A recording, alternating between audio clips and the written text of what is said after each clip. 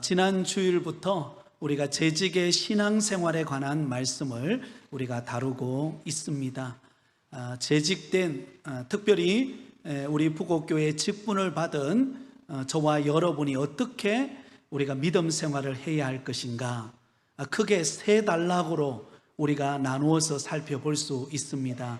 첫 번째는 개인의 신앙생활, 지난주에 우리가 다루었던 내용이죠. 개인의 신앙생활. 그리고 두 번째는 개인의 재직의 가정생활.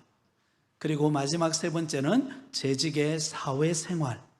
이 내용을 오늘 두 내용을 다루도록 그렇게 하겠습니다. 여러분이 가지고 있는 61페이지 맨 밑에 보시면 재직의 가정생활에 관한 내용이 나와 있습니다. 뒤로 한 장 넘기겠습니다. 재직의 가정생활 더 강조하지 않아도 아마 우리 성도님들이 더 잘 알고 또 저보다도 훨씬 더 오래 또 이렇게 가정을 이루어서 또 생활하고 계시는 분들이 계시기 때문에 이 부분을 제가 많이 강조하지 않아도 되겠다, 그런 생각이 듭니다. 그래서 짤막하게 그 핵심 내용만 다루고 넘어가도록 그렇게 하겠습니다. 본래 집이라는 단어가 영어로는 home이라고 하는 단어죠, 그죠? 근데 이 home이라고 하는 단어가 바로 경건한 청교도들의 후손들에 의해서 만들어진 단어라고 합니다. 그래서 이 home이라는 단어는 본래에 하나님께 영광을 돌리고 그리스도의 신앙을 발전시키는 곳, 그곳이 바로 어디예요? 가정, 집이라는 의미가 담겨 있습니다. 그 줄을 끊으세요. 하나님께 영광을 돌리고 그리스도의 신앙을 발전시킨다는 것을 신앙 신조로 삼는 데서부터 시작되었다. 여러분, 어떤 면으로 보면 우리의 신앙은 어디로부터 출발합니까? 가정으로부터 출발한다는 것을 알 수가 있습니다. 그래서 페스탈로치라고 하는 사람은 이런 말을 했습니다. 그리스도교의 특산물은 국가가 아니라 무엇이다? 가정이다.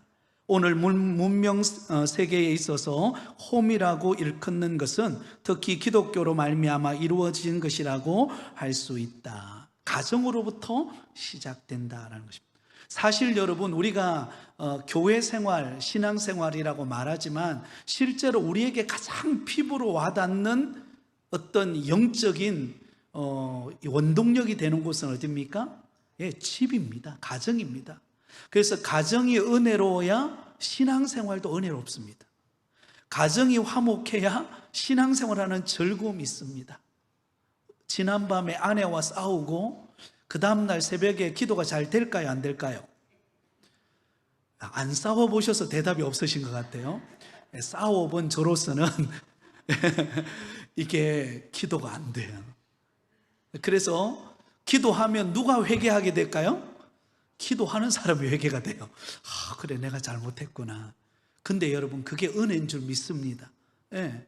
그래야 화목한 가정이 되고 그래야 은혜로운 신앙생활이 될 수가 있습니다. 자, 그러면 은혜로운 신앙생활을 하는 가정이 되려면 어떻게 해야 되는가? 크게 한 세 가지를 우리가 생각해 봐야 되는데요. 가장 먼저 가정을 무엇으로 삼자? 제단으로 삼자. 제단에다 동그라미를 치세요.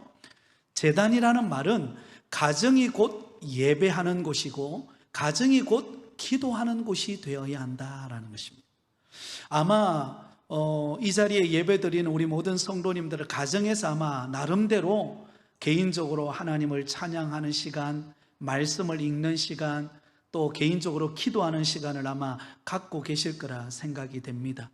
여러 가지 가정의 어려움에 문제가 부딪힐 때 개인적으로 집에서 조용히 침실 옆에 책상에 앉아서 그곳에서 찬양하고 말씀을 읽고 기도하는 것, 여러분, 그게 뭡니까? 가정 재단을 쌓는 것입니다.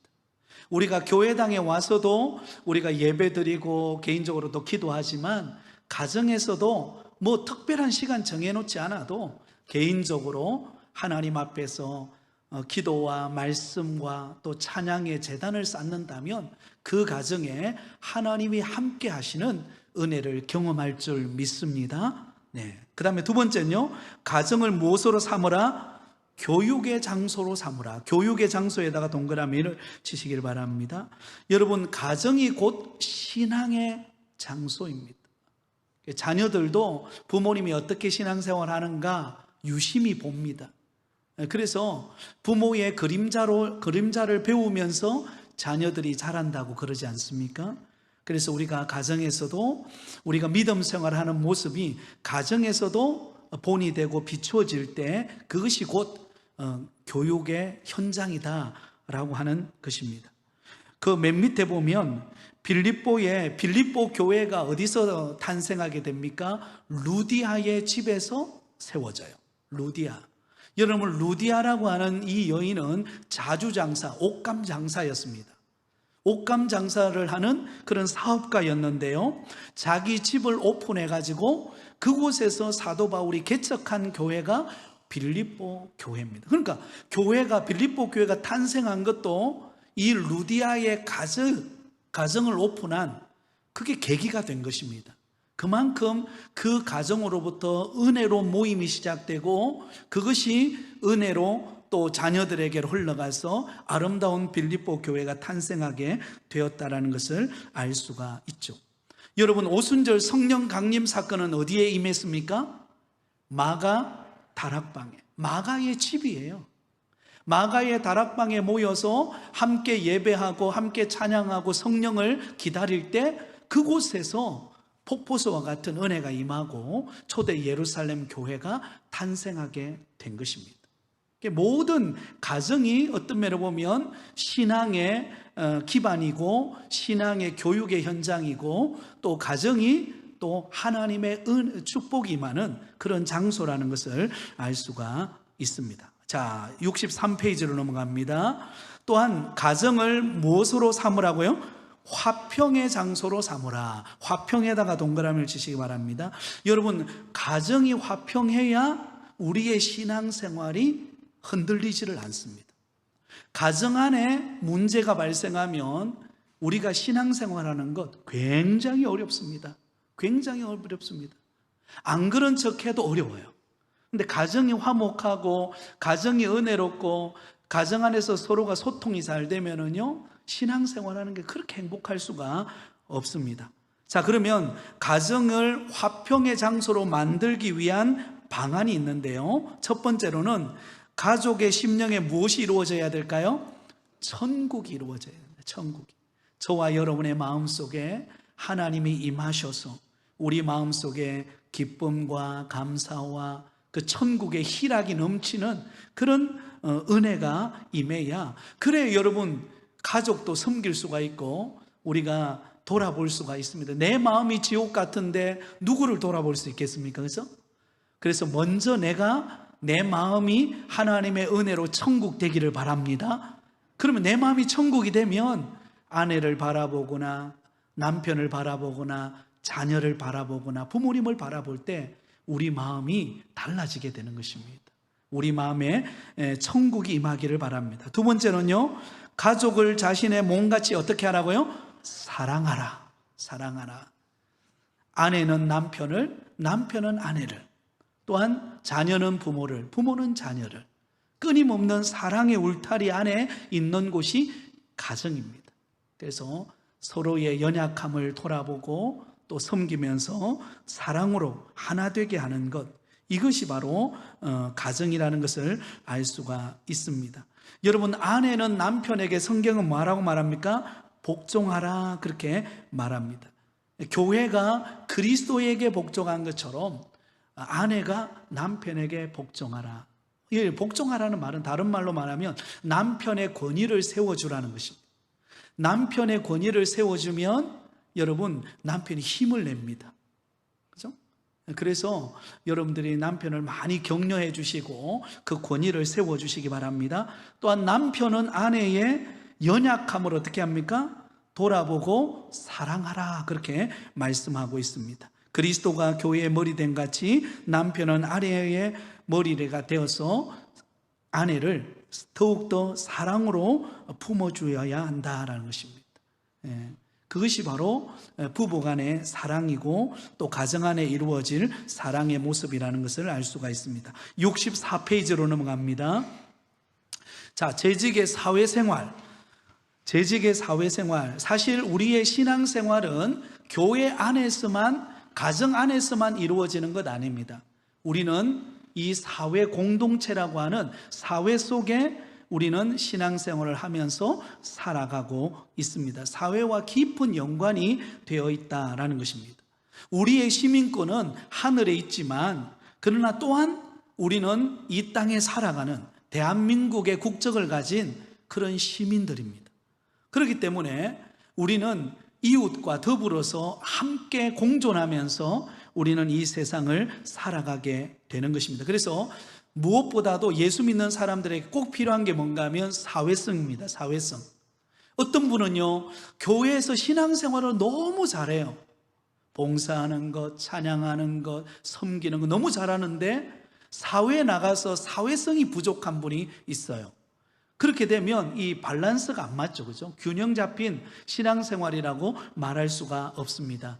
교회 생활도 잘해야 하지만 사회에 들어가서 이웃과의 관계 속에서 또 내게 주어진 직업에서 그 역할들을 잘 감당하는, 빛과 소금의 역할을 감당하는 것이 너무너무 중요하다라는 것을 우리는 알아야 합니다.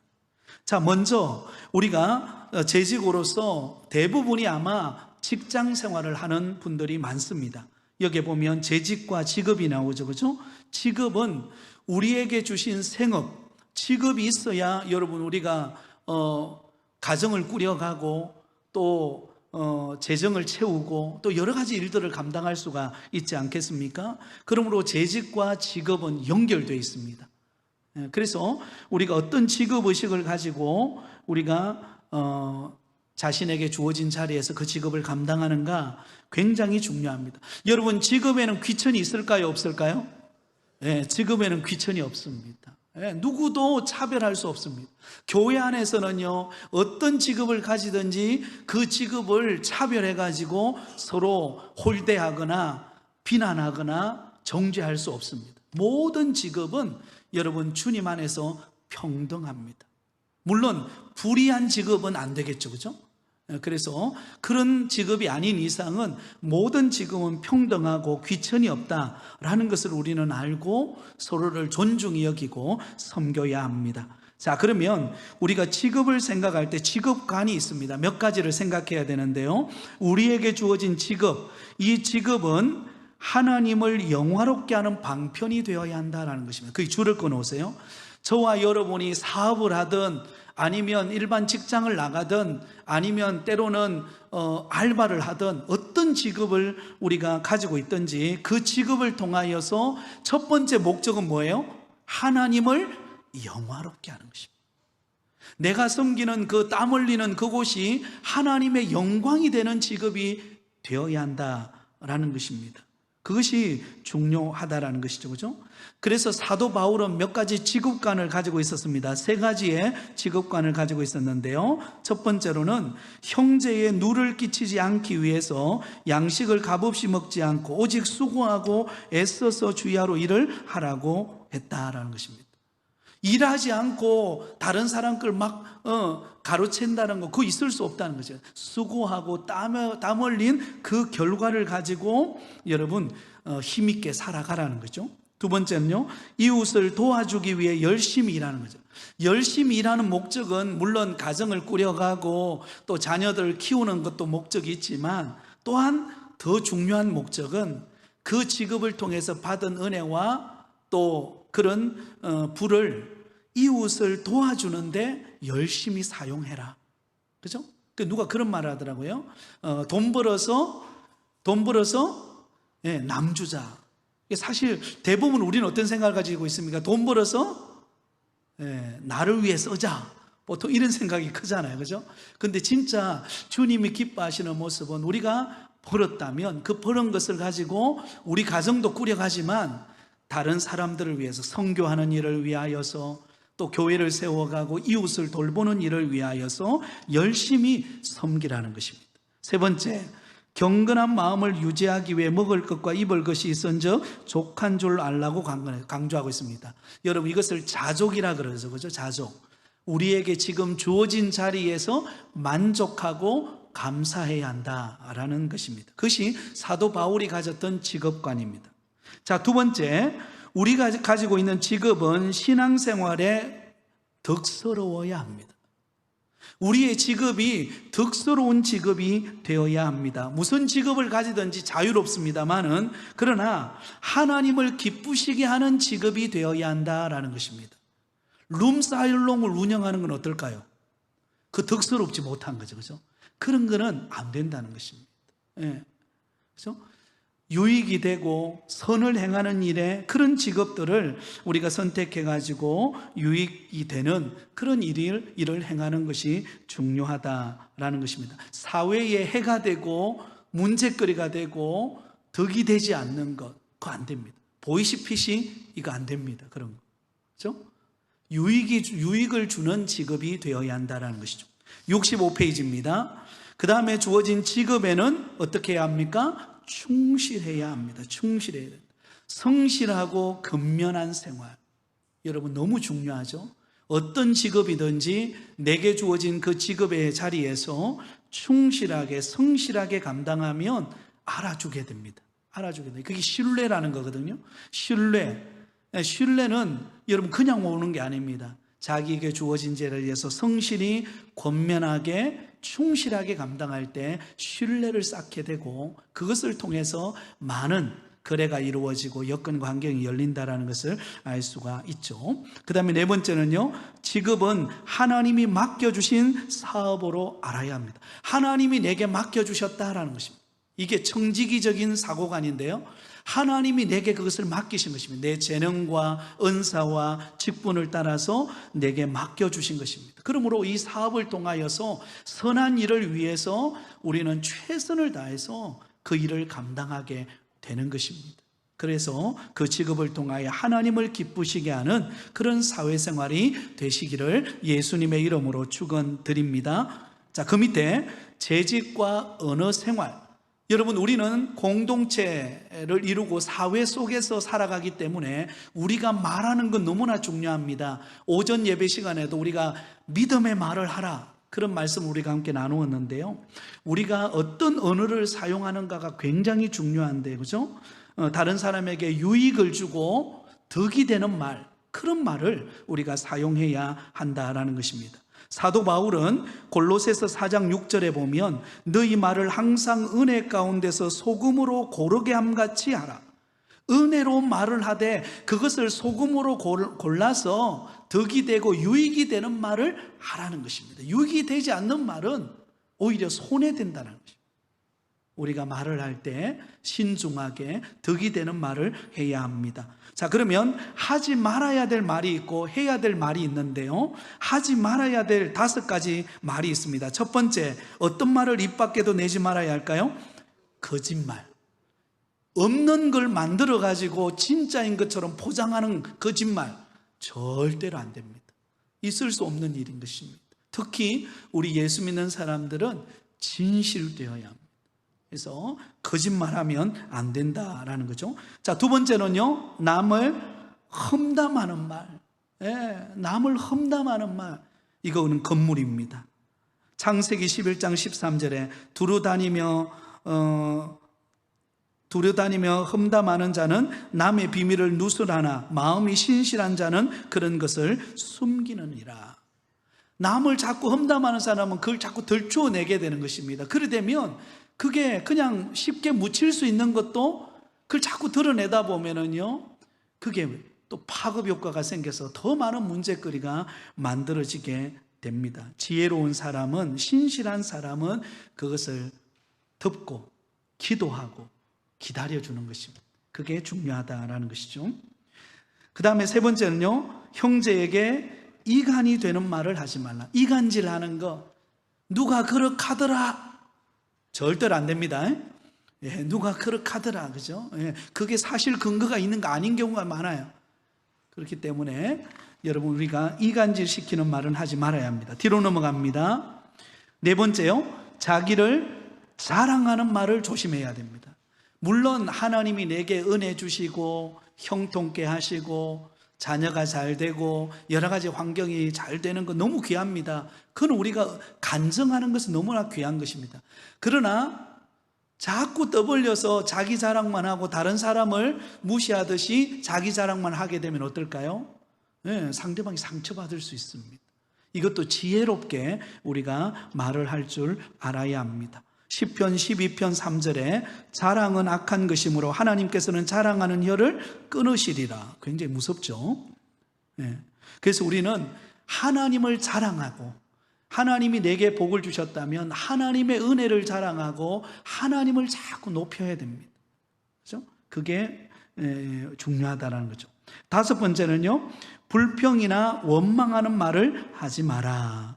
불평이나 원망하는 말을 하지 마라. 네. 불평과 원망은 아무런 도움이 되지 않습니다. 그거는 해로운 것입니다. 여러분, 불평하고 원망하면 누가 제일 먼저 들을까요?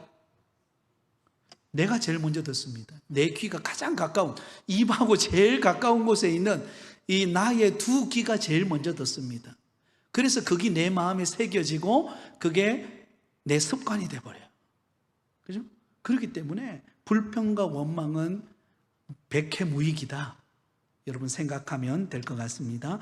그러면 우리가 해야 될 말이 있겠죠? 해야 될 말.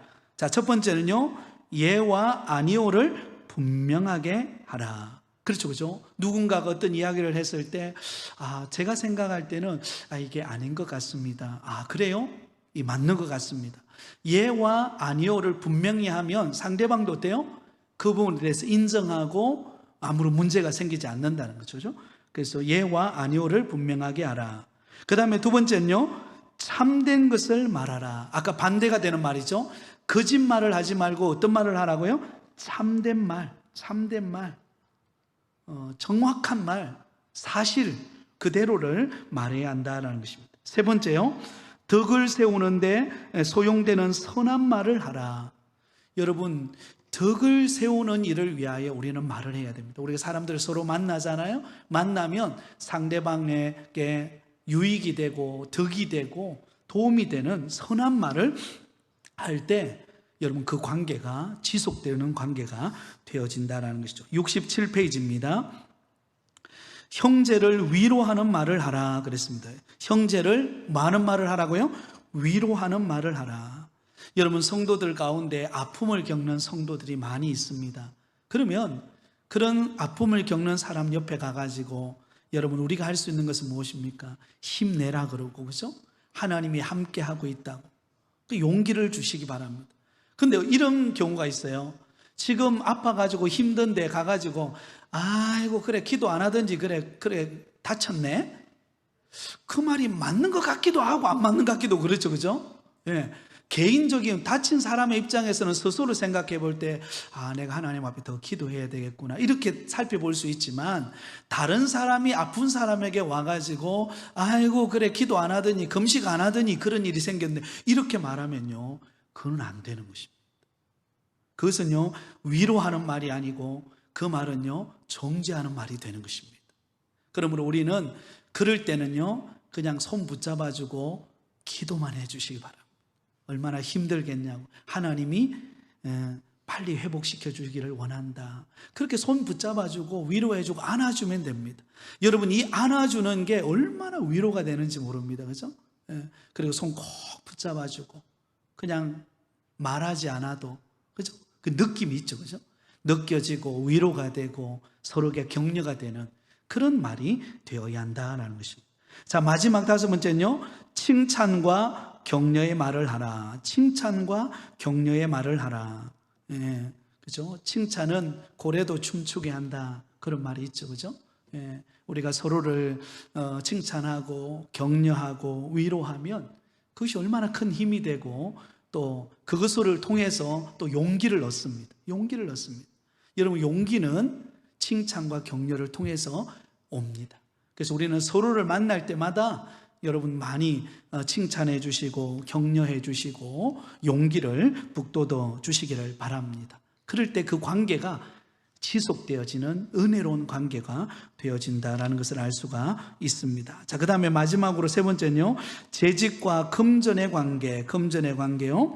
자, 재직이 금전 관계가 분명치 않으면 교회에 덕을 끼치기가 어렵습니다. 그래서 이 금전 관계를 우리가 서로 투명한 관계 속에서 잘 이루어 가야 합니다. 그 밑에 보면 재물에 대한 바른 태도, 재물이나 물질에 대한 잘못된 두 가지 견해가 있는데요, 하나는 이원론적 사고로서 영적인 것은 선하고 그 다음에 물질은 악한 것이다, 이렇게 생각하는 사람이 있어요. 이게 영지주의자들이 그런 생각을 했습니다. 영적인 것, 하나님을 만나는 신령한 것, 그것은 선한 것이고 우리가 가지고 있는 물질, 또 우리가 가지고 있는 것, 이것은 악한 것이기 때문에 내 마음대로 사용해도 된다, 이렇게 주장하는 것인데요, 그러나 그것은 바르지 못한 것입니다. 여러분, 물질도, 하나님이 우리에게 주신 물질도 선한 것인 줄 믿습니다. 그러므로 이 물질을 선한 데 사용해야 합니다. 그리고 선한 관계 속에서 우리가 사용하는 물질이 되어야 합니다. 두 번째, 유물주의 사상이 있는데요, 물질과 마음, 존재와 사고의 관계에 있어서 물질 및 존재를 마음 및 사고보다 중시하는 사상으로 물질을 생애 중심으로 삼아 재물을 제일로 생각하는 사람, 유물주의. 그렇죠? 물질이 최고다. 그래서 그 물질을 얻는 데 있어서는 다른 어떤 수단과 방법도 가리지 않는 거예요. 만약에 그렇게 얻어진 재물이라면 그것이 어떻게 하나님 앞에 거룩하게 쓰임 받을 수 있겠습니까? 그래서 우리의 수단도, 우리의 동기도 선해야 한다는 것이죠. 그것이 성경적인 물질관인 줄 믿습니다. 자, 뒤로 넘어갑니다. 68페이지 중간에 보시면, 금전은 하나님께서 맡겨주신 것으로 한 달러터 받은 종처럼 땅에 묻어두지 말고 그것을 어떻게 해야 됩니까? 내게 물질이 주어졌다면, 내게 어떤 복을 주셨다면 그것을 가지고 여러분 활용할 줄 알아야 된다는 거죠. 잘 활용해야 그것이 정식이 되고, 그것을 통해서 여러분 교회를 세우고 가정을 세우고 사회를 세워가는데 귀하게 쓰임받을 수 있다는 것입니다. 첫 번째는요, 돈은 옳게 벌어야 한다. 줄을 거세요. 돈은 옳게 벌어야 된다. 부정한 방법으로 돈을 모아서는 안 된다라는 것입니다. 출애굽기 23장 5절에 너는 뇌물을 받지 말라. 뇌물은 밝은 자의 눈을 어둡게 하고 의로운 자의 말을 굽게 한다 그랬습니다. 두 번째, 돈을 어떻게 해야 됩니까? 바르게 써라. 돈을 바르게 써라. 돈을 버는 것도 중요하지만 돈을 어떻게 쓰는가도 중요합니다. 그렇죠? 그래서 하나님의 나라를 위하여, 또 선한 일을 위해서 우리가 돈을 바르게 쓸 수 있어야 합니다. 자, 그러면 재물을 하늘에 쌓는 방법이 있죠. 하나님께 11조를 구별하여 드리는 것, 또한 연보하는 것, 또 그리고 연약한 성도들을 구제하고 이웃을 돕는 것, 바로 이런 것들이 하나님의 나라에 여러분 저축하는 것과 같다라는 것입니다. 저축해. 여러분, 이 저축하는 게요, 눈에는 안 보이지만 하나님의 나라에 쌓는 것입니다. 그러면 그 쌓아둔 하나님의 나라에 저축된 것이 우리 자녀들의 손에 가서, 우리 자녀들 후손에 가서 그것이 여러분 창고가 열려집니다. 그리고 자녀들에게 흘러가는 것입니다. 후손들에게. 자, 두 번째, 금전은 주고받는 일이 분명해야 합니다. 그게 보면 첫 번째, 두 번째가 나오죠. 주는 것이 분명해야 되고 받는 것도 어때요? 분명해야 됩니다. 그래야 이 관계가 그렇게 투명해야 그 관계가 지속된다는 것입니다. 그래서 우리는 물질을 사용하는 데 있어서도 우리가 덕이 되고 선한 일을 위하여 사용하실 수 있기를 바랍니다. 자, 이제 오늘은 여기까지 하도록 하겠습니다. 다음 주까지 하면 청지기 사관학교가 마무리가 되도록 그렇게 하겠습니다. 자, 말씀을 정리하도록 그렇게 하겠습니다. 재직의 신앙생활에는 크게 세 가지가 있다 그랬습니다. 첫 번째는 개인의 신앙생활이 있습니다. 개인의 신앙생활.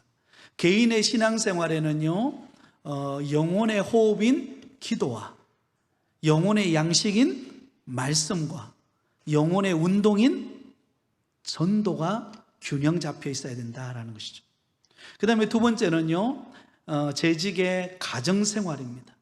가정이 재단을 쌓는 자리, 가정이 본이 되는 자리, 가정이 하나님을 기쁘시게 하는 자리가 되어야 한다는 거죠. 그 다음에 마지막으로 여러분 재직의 사회생활. 여러분 다른 무엇보다도 우리 말하는 것 덕이 되고 은혜가 되고 유익되는 일을 위하여 믿음의 말을 하는 우리 모든 성도들 되실 수 있기를 바랍니다.